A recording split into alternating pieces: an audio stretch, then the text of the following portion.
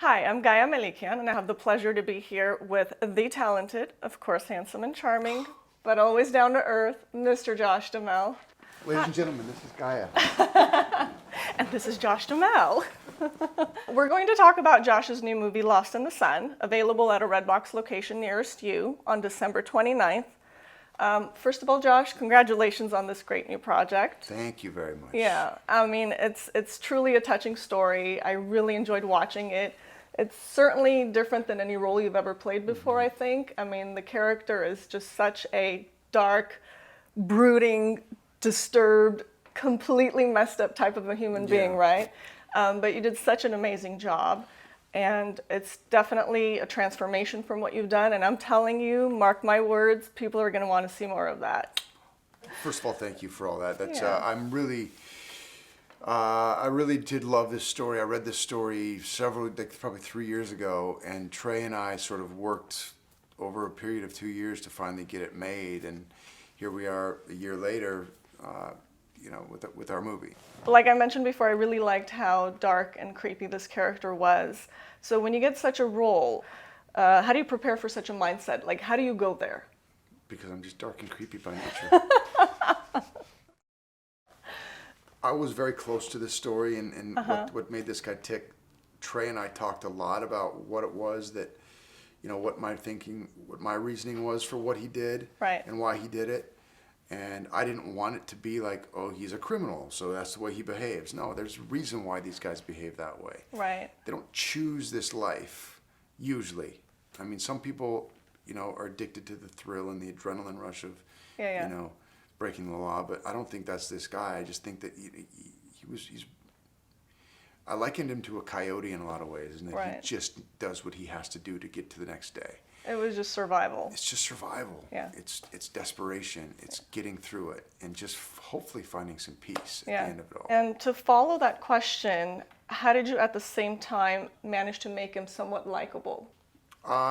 Truthfully, I didn't set out to make him likable. It's not. It's just your natural charm. No, well, yeah, it just flows from me. Right. It wasn't about trying to knowing how despicable he was. Right. Okay, I need to figure out how to make the audience like him. Screw that. I want the audience to see an honest depiction of this guy. And if he's likable, it's because he's a charming dude. Right. He's been able to get by on his charm and his looks for all these years, and now that stuff is fleeting and it's starting to fade. He's got some teeth that could probably use some fixing, and he's graying and he's probably receding in his hairline, and there's a lot of things that he doesn't. And he's living in his car. He probably smells. He hasn't changed jeans for a couple of weeks. There's.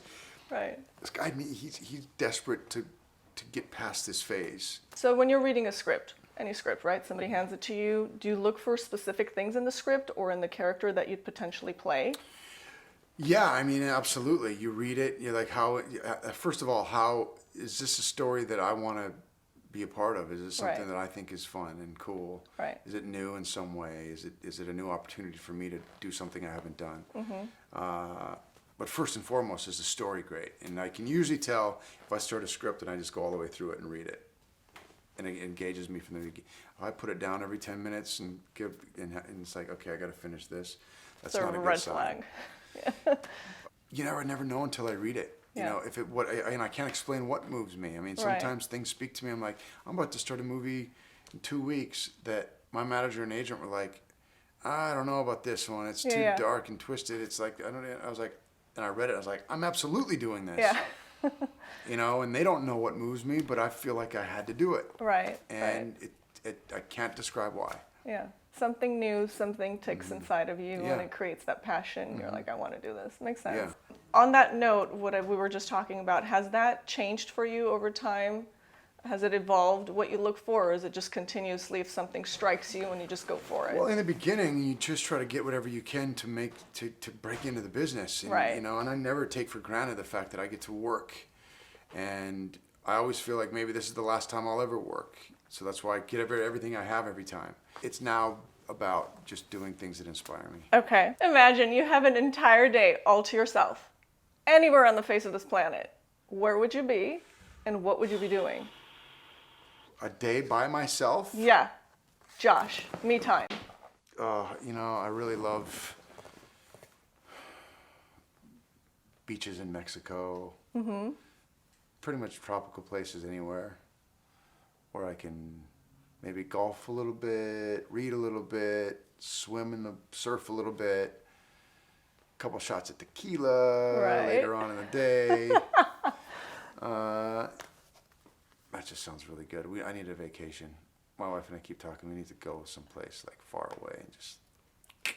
On that note, though, I see that you love to meditate. Should I leave it at that, or How do you know that? Oh, you're talking about the nude meditation? I don't know. Should I leave it at that, or you want to elaborate? That's part of that was part of your trip. That was a movie. That was part of this movie Spaceman that I did. Okay. That I was telling you about. And it was this character she's a free spirit. Right. He meditates and. Right. He nude meditates. Okay. I meditate. I think everybody should meditate. It's Absolutely. Great. It's good for the soul. If you want it, you got to visualize it. It's very true. It's good for the soul. Mm-hmm. All right, Josh, thank you so much. Congratulations again on all of your success. Okay. You're truly a pleasure to speak with. I had so much fun. Thank you so you. much again. Thank you. Thank you, Gaia. Thank you.